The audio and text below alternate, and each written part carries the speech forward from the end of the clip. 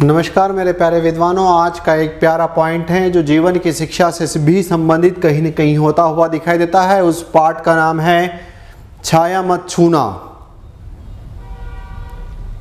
और इस कविता को लिखने वाले कवि हैं, उनका नाम है आपके पास गिरिजा कुमार माथुर। तो छाया मत छूना गिरिजा कुमार माथुर साहब का पाठ बेसिकली एक शब्द एक कीवर्ड पर समाप्त होता हुआ दिखाई देता है। जीवन में चारों तरफ जहां अंधेरा होता है, जीवन में चारों तरफ जहां हम पीछे की चीज़ों को देख करके परेशान होते रहते हैं, उस पीछे की चीज़ों को देखने से, परेशान होने से उन्होंने कहा कि अतीत की स्मृतियों में मत जाओ। जो है सो आज है, यथार्थ है, रियलिटी है, यथार्थवाद है, वो आज है, वर्तमान है, और भविष्य को अपने को यहाँ पर देखना है, न कि अतीत में। कई बार जीवन में हमारा यहाँ पर इस प्रकार की चीज़ें होती रहती है कि अतीत हमारा बहुत अच्छा रहा, कि मैं तो जो है वो बापूजी के यहाँ काजू कड़ी और सुबह शाम जो है बादाम खाती थी या खाता था, लेकिन आज जो है हमारी स्थिति ऐसी क्यों हो गई है, वो तो ऐसे दिन थे, वो तो वैसे दिन थे। तो पुरानी यादों को याद करके स्मृति में बार बार उन चीज़ों को ला करके आज के समय को ख़राब क्यों कर रहा है। और एक बड़ा प्यारा शब्द इन्होंने यहाँ पर जो बोला है वो ये कि बेटा तेरे पर आज दुख है। तुमने कहा हाँ, तो बोले उस दुख को तू दूना क्यों कर रहा है। ये इस पाठ का मर्म है, इस पाठ का जिस्ट है कि दुख को दूना क्यों कर रहा है। पहले से ही तेरे पास दुख है और तू अपनी पुरानी बातों में जा करके, अतीत की बातों में जा करके वहां पर उन चीज़ों को वापस ला करके अपने दुख को जो आज है उसको दूना कर रहा है। मत करिए काम। यदि ये बात अगर आपको समझ में आ गई तो गिरिजा कुमार माथुर साहब का पाठ आपको जीवन जीने का एक उद्देश्य दे देंगे, जीवन जीने का एक लक्ष्य दे देंगे कि आज की स्थिति में हमको यहाँ पर रहते हुए कैसे बढ़िया तरीके से अपने आप को आगे की तरफ बढ़ाना है। और आज जितना दुख है उसको दूना न करें, उसको दुगुना न करें, उसको डबल न करें। ये इस पाठ के अंदर यहाँ पर फोकस होता हुआ दिखाई देगा, जहां पर आपने उस पिक्चर के माध्यम से भी देखा। गिरिजा कुमार माथुर साहब, छाया मत छूना पाठ का नाम है। चलते हैं यहां से इसमें आगे की तरफ। यदि हमारे पास यहां पर सबसे पहले बात आती है तो हम ये देखते हैं कि इनका जीवन परिचय क्या है। जनरली ठीक है, छाया मत छूना एक बहुत शानदार कविता फॉर्म में यहाँ पर अतीत की दुनियाओं से आज के दुखियारी लोगों को बचाने का प्रयास किया है कि बेटा जितना दुख है उसको संभाल ले, उसको डबल मत कर। तो क्यों बिना कारण का डबल करके आज के जो है वो आनंद की ओर 12 बजा रहा है। तो इसलिए यहाँ पर इसमें गिरिजा कुमार माथुर साहब के जन्म से रिलेटेड या इनका जीवन परिचय की जब अगर अपन बात करें तो सबसे पहला पॉइंट अपने पास यहाँ पर आता है इनका जन्म। तो इनका जन्म जो वर्ष है वो आपके पास इसमें क्या है, तो आंसर आता है 1918। याद रखा जा सकता है 1919, 1918 मान करके चलिए। आप सबको पता है स्वतंत्रता के पहले का कॉन्सेप्ट आपके पास है, तो उस समय की बातों को जब ये संजो करके लिखने का प्रयास किया होगा तो इनकी बातों में वो चीज़ें तो आती होगी जो उस समय वहाँ की तात्कालिक परिस्थितियाँ चल रही होगी। फिर यहाँ से अगर अपन आगे की तरफ बढ़ते हैं तो 1994, ये जो 1994 का जो समय आता है ये इनके देहांत का समय है, इनके निधन का समय है 1994। 1918 में इनका जन्म होता है और 1994 में इनका देहांत होता हुआ दिखाता है। फिर बात आती है कि इनका जन्म कहाँ पर होता है, तो आंसर है आपके पास गुना में। गुना कहाँ पर है, आप सब जानते हो कि मध्य प्रदेश का एक ज़िला है। अब कई बार जनरली बातें होती हैं कि जैसे ठीक है कि आप अपना जितनी दृष्टि से पढ़ते होंगे, लेकिन बुंदेलखंड, बघेलखंड, मालवा अंचल, निमाड़ अंचल, जब इस प्रकार की चर्चाएं होती है, मध्य भारत का पठार, नर्मदा सोन घाटी, सतपुड़ा श्रेणी, जब इस प्रकार की चीज़ें अगर देखते हैं तो अगर हालांकि यहाँ पर आपको इतना वो अंतर ले जाने का प्रयास नहीं करते, लेकिन इस प्रकार की बातों को थोड़ा सा ध्यान रखिए कि ये गुना जो है किस एरिया में आपके पास आता हुआ दिखाई देता है यहाँ पर। अब इनमें अगर अपन यहाँ पर देखें तो नाम अपन ने ये कहा कि गिरिजा कुमार माथुर साहब के बारे में हम चर्चा यहाँ पर कर रहे हैं। गिरिजा कुमार माथुर है ना, इनके बारे में चर्चा हो रही है। अब इनका एक सबसे बड़ा प्यारा यहाँ पर नाम आता हुआ दिखाता है, वो है रोमानी मिजाज के कवि। शब्द आया यहाँ पर रोमानी मिजाज के कवि। तो आप मेरे को इस कमेंट बॉक्स में ये लिख करके ये देंगे कि यहाँ पर गिरजा कुमार माथुर साहब को रोमानी मिजाज का कवि किसने कहा है। रोमानी मिजाज का कवि किसने कहा है। अब रोमानी इट मीन्स यहाँ पर रोमांटिक, रोमांटिक इट मीन्स यहाँ पर ठीक है कि हम पुरातन बातों को लेकर के चलेंगे लेकिन नई बातों को भी हम छोड़ने वाले नहीं हैं। तो आपका प्रश्न मैंने आपके लिए तो ये छोड़ा यहाँ पर कि रोमानी मिजाज के कवि गिरजा कुमार माथुर साहब को किसने कहा है, ये आप जो है इसमें यहाँ पर बताने का प्रयास करेंगे। ठीक है, फिर अगर आप यहाँ चलते हैं, जन्म अपन ने देख लिया 1918 हो गया, देहांत इनका 1994 में हो गया। फिर यहाँ पर प्रारंभिक शिक्षा इनकी कहाँ पर होती है, तो इनकी प्रारंभिक शिक्षा होती है वो है झांसी में। झांसी कहाँ आता है, आप सब इसमें यहाँ पर जानते हैं कि उत्तर प्रदेश का ये आपके पास हिस्सा है। फिर इसके बाद में जब अगर आगे की तरफ बढ़ते हैं तो इन्होंने एमए और एलएलबी, और बेसिकली ये है कि एमए जो है जिस सब्जेक्ट में करते हैं उसका नाम आपके पास यहाँ पर क्या है, तो उसका नाम है वो है इंग्लिश लिटरेचर। देखो नाम कमाए यहाँ पर कविताओं की दुनिया में, एमए करते हैं अंग्रेजी में। और दूसरी बात यहाँ पर थोड़ी बहुत कसर रह गई थी तो इन्होंने यहाँ पर एलएलबी किया है, मतलब वकालत की दुनिया में भी इन्होंने यहाँ पर अपने आप को रखा है, या वकालत की दुनिया में भी कदम वहाँ पर रखते हुए दिखाई देते हैं। फिर यहाँ से इसमें आगे की तरफ चलते हैं तो प्रारंभिक पैसा इनका क्या है, चूँकि यहाँ पर इन्होंने एलएलबी कर रखा था इसलिए प्रारंभिक पैसे के रूप में अपनी ये बात को जब स्टार्ट करते हैं तो ये वकालत की दुनिया से स्टार्ट करते हैं। इट मीन्स यहाँ पर इन्होंने वकालत किया, लेकिन इसके साथ साथ में यहाँ पर बाद में कहीं न कहीं ये आकाशवाणी या दूरदर्शन के लिए भी काम करते हुए दिखाई दिए। ये अपने को कहीं न कहीं याद इसमें यहाँ पर रखना चाहिए। ठीक है, फिर यहाँ पर एक बड़ा प्यारा शब्द लिखा हुआ है जिसका नाम है यहाँ पर छंद। ये छंद वाला कॉन्सेप्ट जो है क्या कहलाता है, तो छंद का मतलब यहाँ पर यह है कि हम सब जानते हैं कि मात्रिक छंद होते हैं, वार्णिक छंद होते हैं, मुक्त छंद होते हैं, वार्णिक वृत्त छंद होते हैं। जब आपके पास यहाँ पर छंद के चैप्टर की बात अगर की जाती है तो छंद का कॉन्सेप्ट जो है इस बात की तरफ हाईलाइट कराता है कि ये जिस छंद की स्टाइल में, जिस ध्वनि साम्य की स्टाइल में जहां पर अपने आप को लिखने का प्रयास करते हैं वो है आपके पास यहाँ पर केचुआ छंद, जिसे हम मुक्त छंद, जिसे रबर छंद या स्वच्छंद छंद के नाम से जानते हैं। इट मीन्स यहाँ पर ये तय हो गया कि ये एक लाइन में 4 मात्राएं लेंगी कि 14 शब्द लेंगे। ये इस प्रकार के उसमें वहां पर जीने वालों में से नहीं है। न इन्होंने अपने आप को मात्राओं के बंधन में बांधा और न ही अपने आप को इन्होंने वर्णों के बंधन में बांधा। ये अपनी बात लोगों को बहुत स्पष्ट तरीके से यहाँ पर बताना चाहते थे, इसलिए इन्होंने यहाँ पर मुक्त छंद का सहारा लिया और इस प्रकार के बंधनों से मुक्त होकर के अपनी बातों को लिखने का प्रयास किया। आप सब जानते होंगे कि मुक्त छंद के प्रणेता की अगर आपसे बात की जाए तो मुक्त छंद के प्रणेता के रूप में आप किसे मानते हैं या कौन है, तो मुझे लगता है कि आप सब कहीं न कहीं जानते हैं कि सुमित्र नंदन जो है आपके पास यहाँ पर सूर्यकांत त्रिपाठी निराला साहब हैं। सूर्यकांत त्रिपाठी निराला साहब कहीं न कहीं मुक्त छंद के लिए जाने जाते हैं।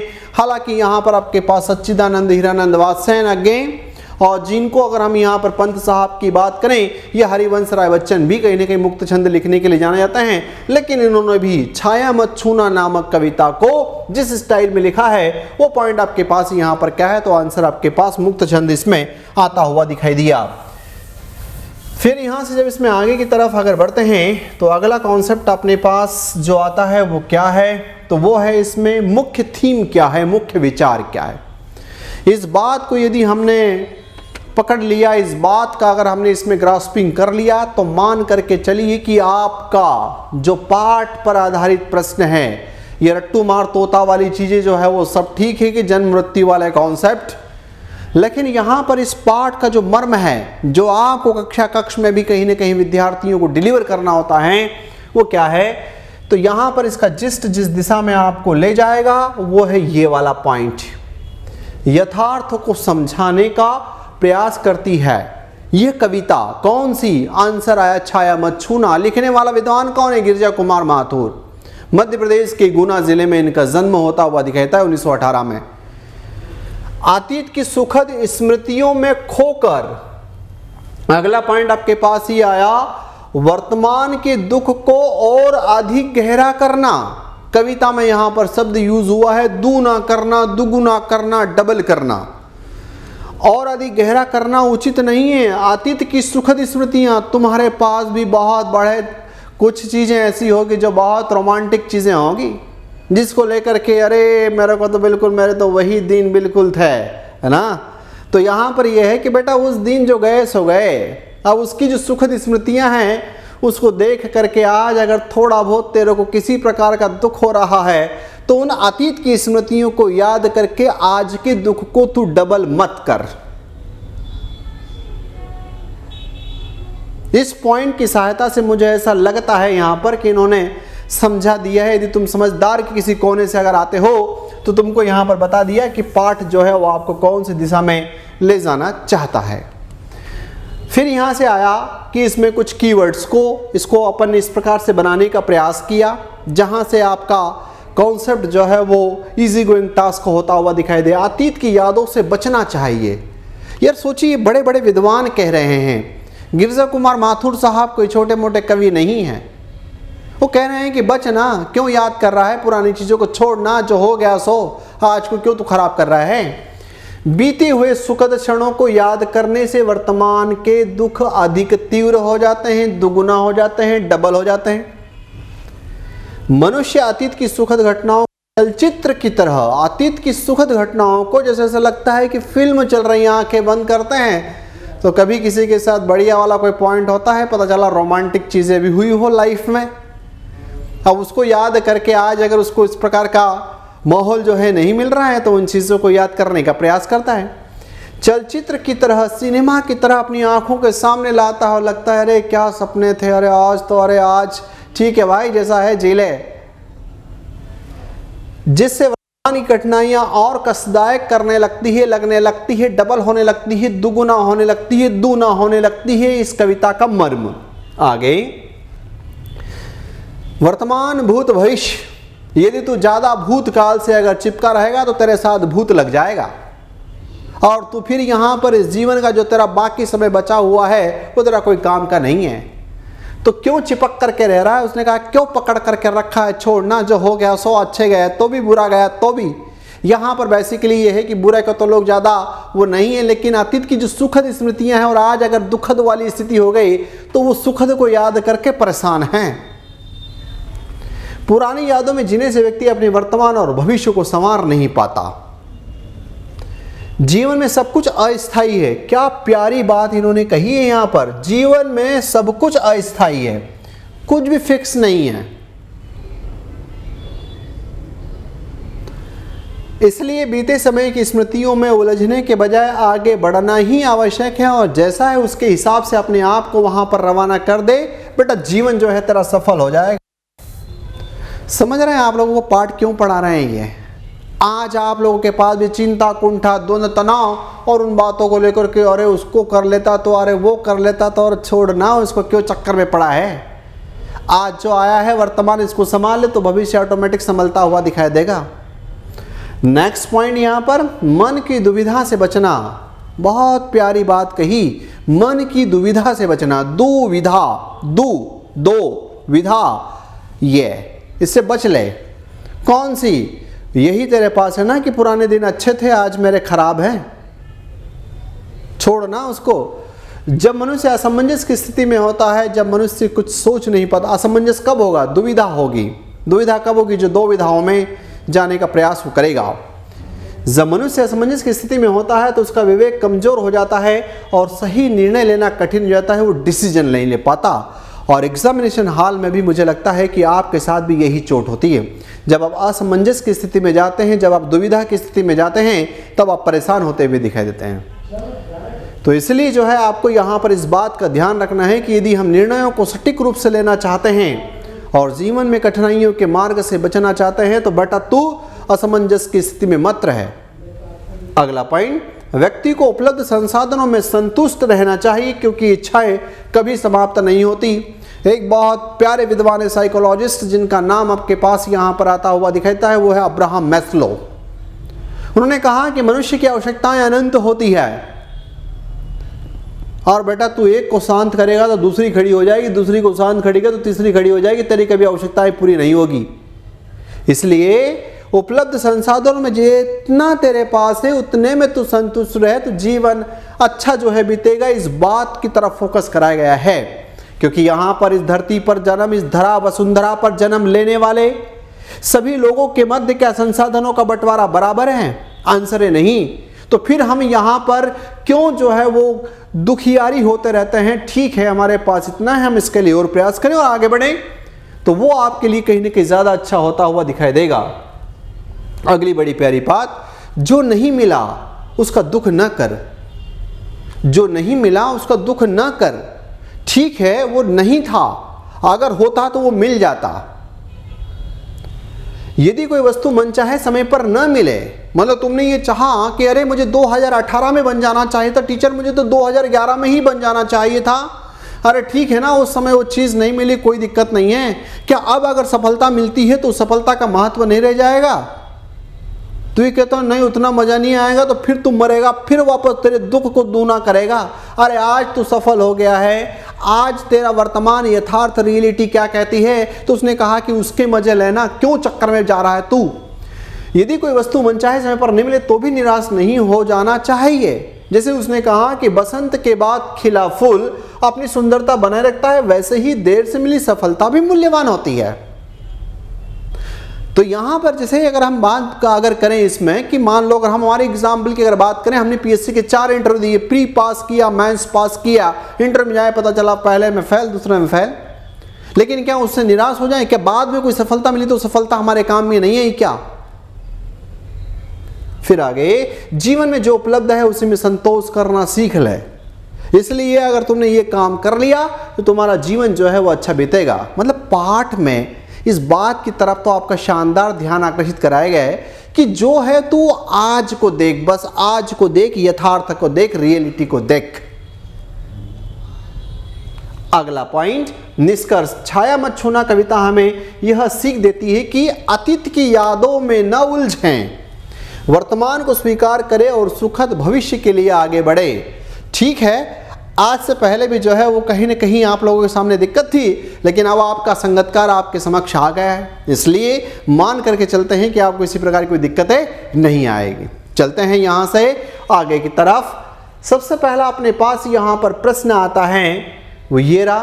प्रश्न से पहले अगर अपन कविता की बात कर लें, जो छोटी ही कविता सुन लेना चाहिए। मान लो पॉइंट आ गया कि छाया मत छूना, मन होगा दुख दूना, मन होगा दुख दूना, जीवन में है सुरंग, सुधियाँ सुहावनी, छवियों के चित्र गंध फैली मन भावनी, है ना। फिर आगे, तन सुगंध शेष रही, तन सुगंध शेष रही, बीत गई यामिनी, बीत गई रातें, और उस तन की उस खुशबू की जो है वो खुशबू आज तक याद में है। अब अगर नहीं आ रही वैसी फीलिंग तो क्या करें।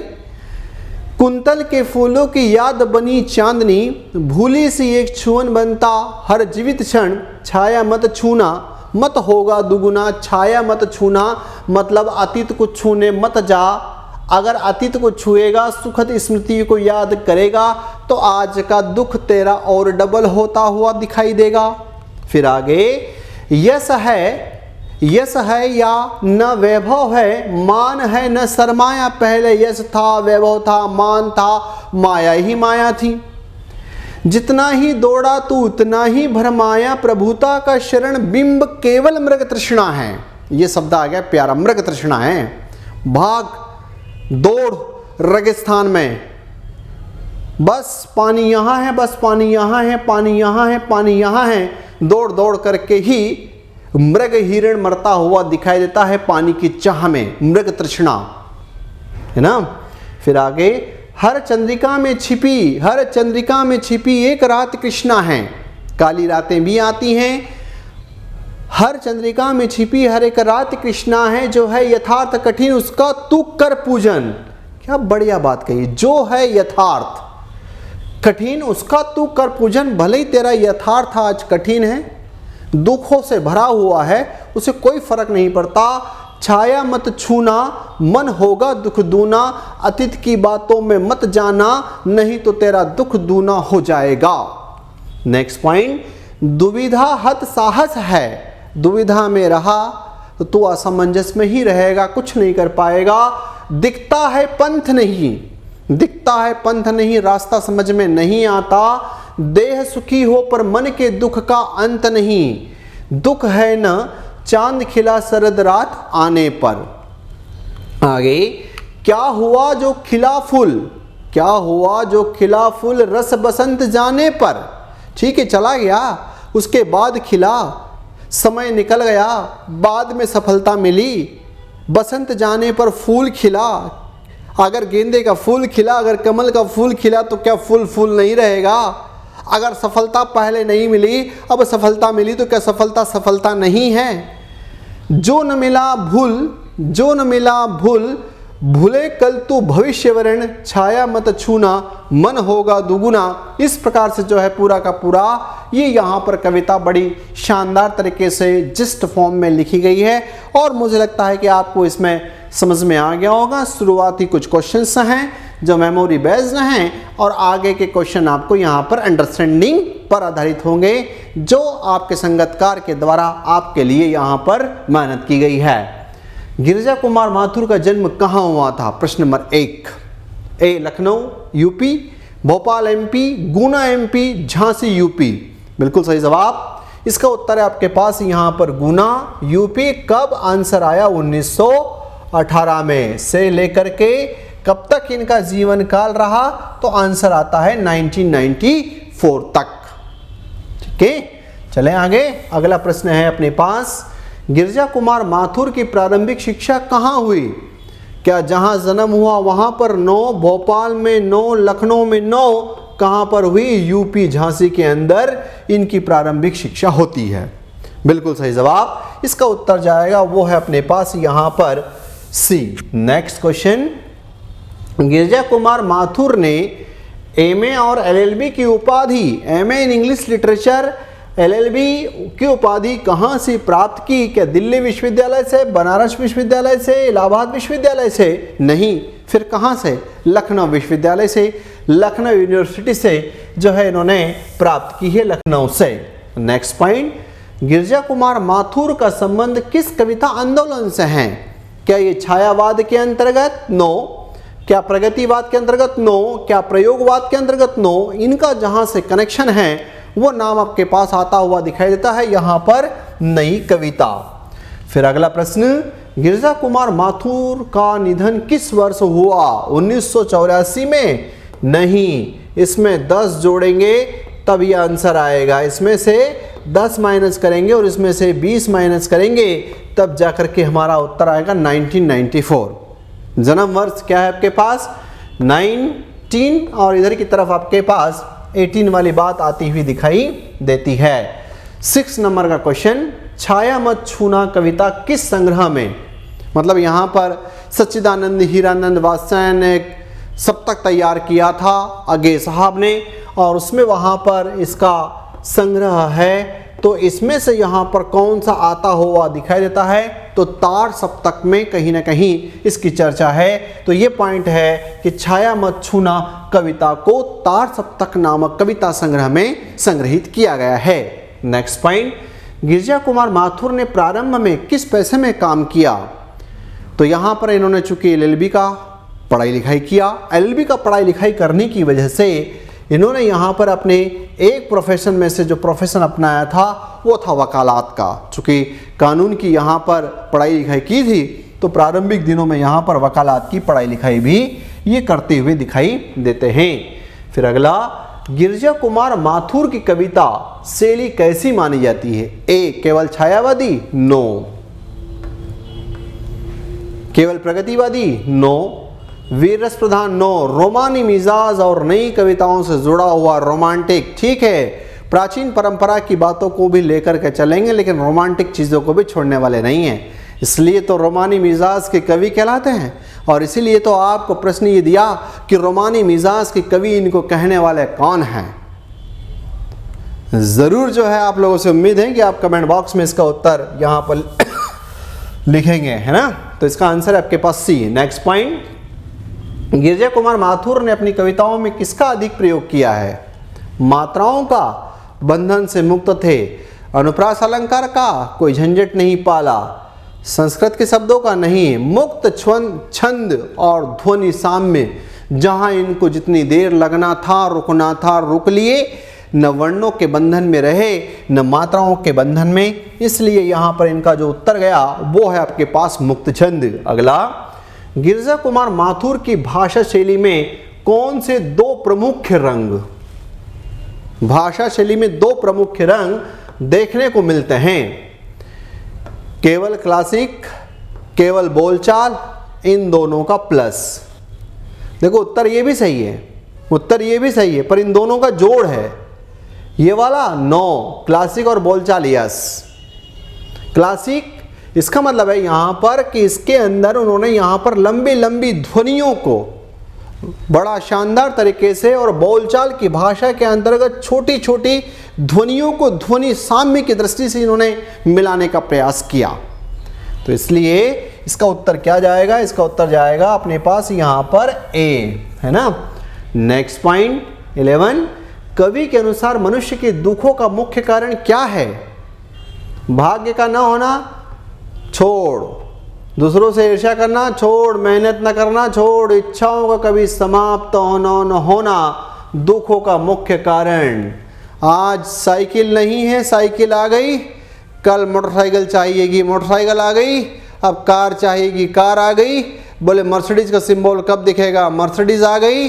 पता चला छत पे बैठा हुआ है आदमी, 60-65 के आसपास चला गया, 2-4 बाल बचे थे, हेलीकॉप्टर उड़ा करके ले गया। अब दिमाग खराब हो गया, हेलीकॉप्टर लाऊंगा। ये करते करते वृद्धावस्था की तरफ चला गया, लेकिन उसकी इच्छाएं कभी समाप्त नहीं हुई, है ना। तो इसका उत्तर क्या जाएगा? ये है अपने पास यहां पर बी। नेक्स्ट पॉइंट, कवि ने कठिन यथार्थ की पूजन की बात क्यों कही है? कठिन यथार्थ, कठिन दुख की पूजन की बात क्यों कही है?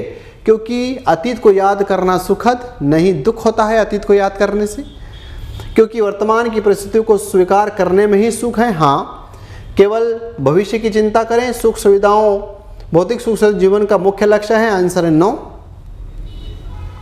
क्या जाएगा इसका सटीक? क्योंकि वर्तमान की परिस्थितियों को स्वीकार करने में ही सुख है, ये अपने पास यहां पर जाता हुआ दिखाई देगा। नेक्स्ट क्वेश्चन, मनुष्य को अपने अतीत को क्यों भूल जाना चाहिए? क्योंकि अतीत हमेशा कष्टदायक होता है, ऐसा तो नहीं है भाई। यहां तो ये है ना कि अतीत की सुखद स्मृतियों के कारण हम परेशानी में हैं, तो ये इसका यहां से क्रॉस कर दो। क्योंकि अतीत को याद करने में केवल दुख मिलता है, हाँ। केवल वर्तमान और भविष्य ज़्यादा महत्वपूर्ण है, हाँ। तो इसलिए इसका सटीक उत्तर क्या जाएगा? ये। अब देखो 50% ये सही, 50% आपके पास ये वाला सही है, दोनों मिल करके ये उत्तर सही है।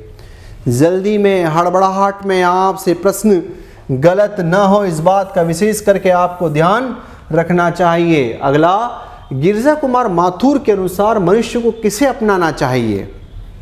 अतीत को, भविष्य को, सपनों को नहीं, वर्तमान की सच्चाई को अपना ले तो तेरा दुख दूना होने से बच जाएगा। मुझे ये लगता है कि जब तक ये कविता खत्म होगी तब तक इस कविता पर आधारित जो प्रश्न होंगे वो आपको भी इस बात के लिए तो मोटिवेट करेंगे, आप भी अब यहाँ से बात करेंगे कि बेटा जो है वो आज को जियो, पुराने दिन से तो छोड़। ठीक है, कई बार नायक नायिका के मध्य इस प्रकार की बातों को लेकर के यहाँ पर चर्चा होगी, पुराने दिन, अरे छोड़ पुराने दिन, आज जो है उसको जियो और आगे की तरफ बढ़ो। उन पुरानी बातों की सुखद स्मृति को याद करके अपने दुख को दूना क्यों कर रहे हो? अगला, प्रभुता का शरण बिंब केवल मृग तृष्णा है, इस पंक्ति का क्या अर्थ है? प्रभुता, सत्ता, प्रसिद्धि असली सुख देती है? आंसर है नो। सत्ता, प्रसिद्धि, इट मीन्स प्रभुता एक छलावा मात्र है। हाँ, मेरे तो ये पावर था, मेरे तो ये अथॉरिटी थी, मेरे तो इधर जो है वो चर्चाएं थी, जिधर देखो उधर मेरा चलता था। ये क्या है? ये छलावा है, ये बीते जीवन की बातें रह गई, ये आज है उसको देख। उत्तर यही है, ये भी नहीं है और ये भी यहाँ पर नहीं है। उत्तर जाएगा पास यहाँ पर B for ball. Next question, Girja Kumar Mathur के अनुसार सुख और दुख का क्या संबंध है? दुख के बाद सुख आता है, सुख के बाद दुख आता है, ये जीवन का चक्र है। केवल सुख ही जीवन में महत्वपूर्ण होता है, दुख जीवन में नहीं आता। सुख और दुख एक साथ आते हैं? नो। इसका पॉइंट क्या है? सुख दुख का ये चक्र जीवन का चलता रहता है। कभी सुख में थे, कभी दुख में, कभी दुख में और कभी सुख में, जो है वो आपके पास यहाँ पर चक्र ऐसा चलता रहता है। Next question. वीडियो को आप लाइक करिए, कमेंट्स करिए और शेयर करिए इसको अपने दोस्त यारों के मध्य, और चैनल को सब्सक्राइब नहीं किया है तो इस शानदार वाले बेनिफिट का लाभ जो है वो आप न चुकें। चलिए अगले प्रश्न की तरफ। क्या प्यारा प्रश्न बना है। हर चंद्रिका में छिपी एक रात कृष्णा है। ये प्रश्न है पक्का मास्टर स्ट्रोक है बेटा। हर चंद्रिका में छिपी एक रात कृष्णा है। इस पंक्ति का अर्थ क्या है? हर चमकदार चीज में, चंद्रिका चमकदार चीज में अंधकार भी छिपा होता है। रात कृष्णा काला अंधकार। तो इसका उत्तर क्या है? हर चमकदार चीज में अंधकार भी छिपा होता है, इसलिए संभल के, है ना। तो इसका उत्तर अपने पास यहां पर क्या जाएगा? बिल्कुल सही, गलत, यहाँ पर गलत, और ये जो है अपने पास आंसर है वह रॉन्ग आंसर जाएगा अपने पास सटीक में। क्या? तो ये है इसमें ए, हर चमकदार चीज में अंधकार भी छिपा होता है। अगला क्वेश्चन 18 नंबर। कवि के अनुसार जीवन में संतोष पाने का क्या उपाय है? सोचो, इनकी आइडियोलॉजी को देखो जरा। आपको इस प्रकार की बातें बताकर कहाँ ले जाना चाहते हैं, थोड़ा सा विचार करिए आप। जीवन में संतोष पाने का क्या उपाय? इच्छाओं को बढ़ाना? कभी नहीं, कभी नहीं। अतीत को याद करते रहना? कभी नहीं। वर्तमान को ईमानदारी से, सत्यता पूर्वक जो है उसको स्वीकार कर ले। केवल धन कमाने पर ध्यान देना? नो, है ना। तो इसका उत्तर अपने पास यहाँ पर क्या है? तो इसका उत्तर है वो है इसमें सी। Next point. जीवन में सुखी रहने के लिए मनुष्य को क्या करना चाहिए? अतीत को याद कर दुखी रहना, भविष्य के बारे में सोचकर चिंता करना, वर्तमान की सच्चाई को सहर्ष स्वीकार करो, केवल भौतिक सुखों की खोज में रहना। आंसर है यहां पर नो। तो क्या जाएगा? इसका आंसर वो है आपके पास सी फॉर क्रिकेट। Next question. कवि के विचारों के अनुसार जीवन का सत्य क्या है? कवि के विचारों के अनुसार जीवन का सत्य क्या है? केवल भौतिक सुखों में ही आनंद है? जीवन में सुख दुख का चक्र चलता रहता है। हाँ, सुख दुख, फिर दुख, फिर सुख, फिर सुख और फिर दुख। अगला, केवल अमीर लोग ही खुश रह सकते हैं। इच्छाओं को बढ़ाने से जीवन सफल होता है। तो इसका उत्तर क्या जाएगा? वो है आपके पास यहाँ पर बी, है ना। Next question. कविता में छाया शब्द किसका प्रतीक है? यह है पाठ का, यह है पाठ की गुगली। भविष्य की आशाओं, प्रकृति का सौंदर्य, मनुष्य की इच्छाएं, अतीत की मधुर स्मृतियां। तो आंसर गया कि अतीत की मधुर स्मृतियां छाया शब्द का प्रतीक है ना। और कवि ने वास्तव में इन्होंने अपने जीवन का जो जिस्ट है, न जाने इस कविता के माध्यम से कितने लोगों को रियलिटी के साथ जीने के लिए प्रेरित किया होगा। सलाम करने लायक है। Next point. कवि ने छाया को छूने से क्यों मना किया? छाया क्या? अतीत, भूतकाल, पास्ट। क्योंकि छू नहीं सकते हो ना, दम थोड़ी है ना। क्योंकि छाया में कोई वास्तविकता नहीं होती, क्योंकि अतीत की यादों में डूबने से वर्तमान पर नकारात्मक प्रभाव पड़ता है। क्योंकि छाया डरावनी होती है, क्योंकि छाया को छूना असंभव है। तो इसलिए इसका उत्तर सटीक में क्या जाएगा? तो वो है आपके पास यहाँ पर बी फॉर बॉल। ठीक, चले आगे। अगला पॉइंट अपने पास है इसमें, अतीत की सुखद स्मृतियां व्यक्ति के जीवन में क्या प्रभाव डालती है? ए, व्यक्ति को प्रेरित करती है, व्यक्ति को आगे बढ़ने से रोक देती है। अतीत की सुखद स्मृतियां व्यक्ति को आगे बढ़ने से रोक देती है। इस पाठ के संदर्भ में व्यक्ति को सुखी बनाती है, व्यक्ति को बुद्धिमान बनाती हैं। तो आंसर अपने पास यहां पर नो। नेक्स्ट पॉइंट, अगला, सुरंग सूधिया सुहावनी में सुरंग विशेषण का क्या प्रभाव है?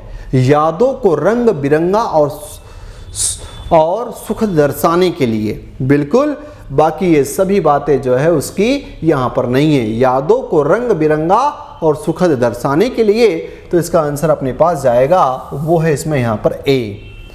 25 जीवित क्षण में जीवित विशेषण यहाँ पर यही है। बहुत विशेषणों का प्रयोग किया है, बिंब विधानों का प्रयोग किया है।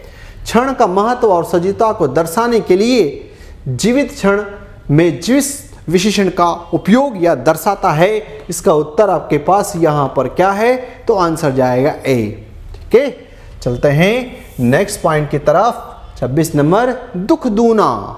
दुख दूना, दूना, दुगुना, डबल में दूना विशेषण किस बात का संकेत है? दुख की अधिकता का, कम होने का, समाप्त होने का, स्थिर रहने का। तो यह आंसर जाएगा दुख की अधिकता को इंगित करता है, यह संकेत देता है। इसका आंसर अपने पास है यहाँ पर ए। नेक्स्ट पॉइंट, रस बसंत में रस विशेषण का क्या प्रभाव है? बसंत की रसीली और मोहक सुंदरता को प्रकट करता है, न गंभीरता को, न निरसता को, न बसंत की समाप्ति को। ठीक है, तो इसका उत्तर यहां पर आपके पास क्या जाएगा? इसका उत्तर इसमें यहां पर जाएगा ए। नेक्स्ट क्वेश्चन, शरद ऋतु में शरद विशेषण किस ओर संकेत करता है? रात की शीतलता और मनमोहकता की ओर, यश लंबाई की ओर, भयावहता की ओर, उदासी की ओर नहीं। छाया मत छूना, रात की शीतलता और मनमोहकता की ओर। ये कविता के अंदर, इस कविता के अंदर शरद शब्द इस बात का इंडिकेशन करता है। नेक्स्ट पॉइंट, एक रात कृष्णा में कृष्णा विशेषण क्या दर्शाता है? अमावस्या की अंधेरी रात, यस, क्योंकि कृष्णा शब्द का मतलब है वो है कालेपन से। पूर्णिमा की चांदनी रात, हल्की रोशनी वाली रात, तारों से भरी रात। आंसर यहाँ पर नहीं, अमावस्या की अंधेरी रात से इसका कहीं ना कहीं कनेक्शन होता है। अगला पॉइंट, कविता में विशेषणों का उपयोग क्यों किया गया है? शब्दों के अर्थों, कविता में शब्दों के अर्थ और प्रभावशाली बनाने के लिए, हाँ, इफेक्टिव बनाने के लिए, कविता को कठिन बनाने के लिए, कविता को संक्षिप्त करने के लिए, कविता को गद्य बदलने के लिए। आंसर आपके पास नहीं, शब्दों के अर्थ को और प्रभावशाली बनाने के लिए यहां पर ये बात आती हुई दिखाई देती है। मृग तृष्णा का शाब्दिक अर्थ क्या है? यूज हुआ है मृग तृष्णा। क्या रेगिस्तान में जब अगर किसी मृग को पानी का भ्रम होता है और उसके पीछे दौड़ता चला जाता है, उस संदर्भ में इसका प्रयोग हुआ है? यस, मरुस्थल में पानी का भ्रम जो कि होता नहीं है, भ्रम है। वन में रहने वाला हिरण और नदी में बहता पानी। तो आंसर आपके पास नहीं, इसका उत्तर क्या है? तो यह है आपके पास बी। नेक्स्ट पॉइंट, कविता में मृग तृष्णा शब्द का प्रयोग किस संदर्भ में किया गया है?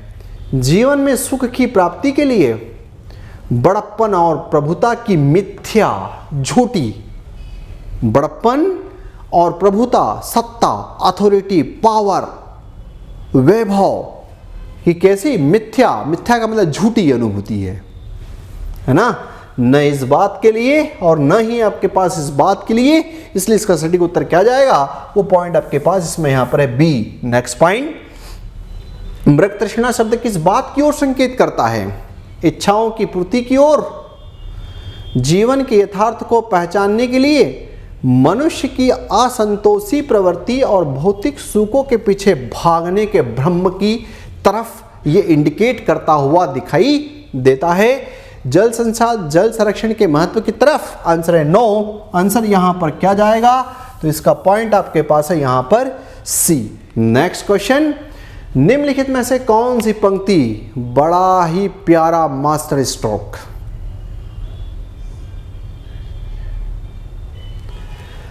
बीती ताही बिसार दे आगे की सुधि ले, बीती ताही बिसार दे, बीती ताही बिसार दे आगे की सुधि ले। जो न मिला भूल उसे कर तू भविष्य वरण, मृग तृष्णा के पीछे न भागो, अतीत की छाया में सुख छिपा है, मनुष्य सदा संतुष्ट रहता है, जो न मिला भूल उसे कर तू भविष्य का वरण। वर्तमान की सच्चाई को स्वीकार करते हुए भविष्य का वर्ण कर, तो तेरा जीवन जो है वो सुखी कहीं ना कहीं रहेगा, है ना। चलिए, आपका भी जो एक काम, एक दायित्व जो बनता है वो ये कि इस चैनल को लाइक करें, कमेंट करें कैसा आपको पाठ लगा, और अपने दोस्त यारों के मध्य इसको शेयर करें और चैनल को सब्सक्राइब भी आप करें। चलें अगले प्रश्न की तरफ। अगला क्वेश्चन है, मनुष्य के दुख का सबसे बड़ा कारण क्या बताया गया है छाया मत छूना वाली कविता में? ये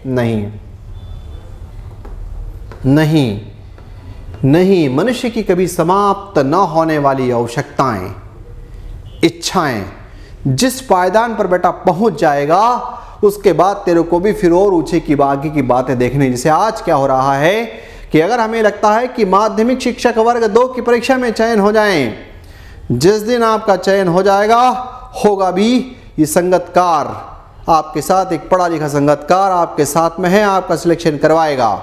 लेकिन वहां जाएंगे तो फिर लगेगा अरे क्यों सर ने जैसे पीएससी पास करी हम भी पीएससी पास कर लें, फिर अरे चलो अभी तो एज और बची, एक काम करें यूपीएससी के लिए भी 1-2 ड्रॉप दे लें, क्यों ना आईएएस आईपीएस बन जाएं। ठीक है, चलते हैं अगली बात की तरफ। अगला पॉइंट अपने पास यहाँ पर क्वेश्चन है, मनुष्य को क्या भूल जाना चाहिए ताकि वह दुखी न हो? ए, अपने मित्रों को, अपने अतीत को, अपने परिवार को, अपने कर्तव्यों को। तो इसका सटीक पॉइंट क्या है? अपने अतीत को भूल जाना चाहिए ताकि वह दुखी न हो। अगला प्रश्न, असमंजस की स्थिति का क्या प्रभाव पड़ता है? दुविधा की स्थिति का आपके जीवन पर क्या प्रभाव पड़ेगा? मन मजबूत होगा? कभी नहीं। सफलता जाओगे? कभी नहीं, पीछे ही आओगे। सरल बना देगा? नहीं। सोचने समझने की शक्ति को कमजोर कर देता है, क्योंकि जैसे ही आप दुविधा में जाते हो आपकी आधी शक्ति किसी और के पास चली जाती है। ठीक है, तो इसका उत्तर क्या गया? वो है आपके पास यहां पर बी। नेक्स्ट क्वेश्चन, कविता के अनुसार कौन सा सत्य अपरिवर्तनशील है? अपरिवर्तन, मतलब परिवर्तन नहीं होता। धन वैभव स्थायी है? नहीं, आज है कल पता नहीं क्या होगा। मनुष्य के दुख कभी समाप्त नहीं होते हैं। दुख के बाद सुख, सुख के बाद दुख आते हैं। सुख और दुख केवल एक भ्रम है? नो, सुख के बाद दुख, दुख के बाद सुख आता ही है, पर ये अपरिवर्तनीय है। हर पूर्णिमा के बाद अमावस्या आएगी ही, बिल्कुल, है ना। इसका उत्तर अपने पास क्या गया? तो वो है यहां पर बी। नेक्स्ट पॉइंट, मनुष्य की कौन सी भावना मृग तृष्णा के समान है? संतोष और धैर्य, प्रेम और करुणा, आत्मनिर्भरता, बड़प्पन और प्रभुता की अनुभूति। बड़प्पन और प्रभुता की अनुभूति किसके समान है? मृग तृष्णा के समान है। ठीक है, चलते हैं यहां से अगले प्रश्न की तरफ। कविता में मुख्य रूप से क्या संदेश दिया गया है? ये है प्रश्न। इसलिए तुमको पाठ पढ़ा रहे हैं कि तुम अपना भी जीवन सुधारो और जिनके साथ रहो उनका भी सुधारो। केवल आपको कक्षा में इसलिए खड़ा नहीं किया जाएगा कि जा रे रट ले। मनुष्य को अपने अतीत की यादों में डूबे रहना चाहिए। भौतिक सुविधाओं के पीछे भागना व्यर्थ है। प्रसिद्धि और यश से ही जीवन सफल होता है। मनुष्य को हमेशा अपनी इच्छाओं का विस्तार करते रहना चाहिए। उत्तर है, भौतिक सुख सुविधाओं के पीछे भागना व्यर्थ है, क्योंकि आज भाग करके वहां चला जाएगा तो फिर वहां से और तेरे को जो है कुछ न कुछ उसमें दिखेगा। नेक्स्ट जो है, इसी के साथ इसमें जो क्वालिटी वाले प्रश्न आपको यहाँ पर छाया मत छूना पाठ के संदर्भ में जो पाठ का रसास्वादन करवाया, उससे उम्मीद करते हैं डबल आपको पाठ पढ़ने की आवश्यकता नहीं रहेगी। कम से कम इतना तो कॉन्फिडेंस रहेगा कि पाठ से संबंधित यदि अंडरस्टैंडिंग लेवल पर प्रश्न, जन्म मृत्यु और ये सब बातें, प्रारंभिक शिक्षा, ये सब अपनी जगह हैं। अगर इस प्रकार के प्रश्न आते हैं तो अब हमारा प्रश्न गलत नहीं होगा। उम्मीद करते हैं कि पाठ आपको अच्छा लगा होगा।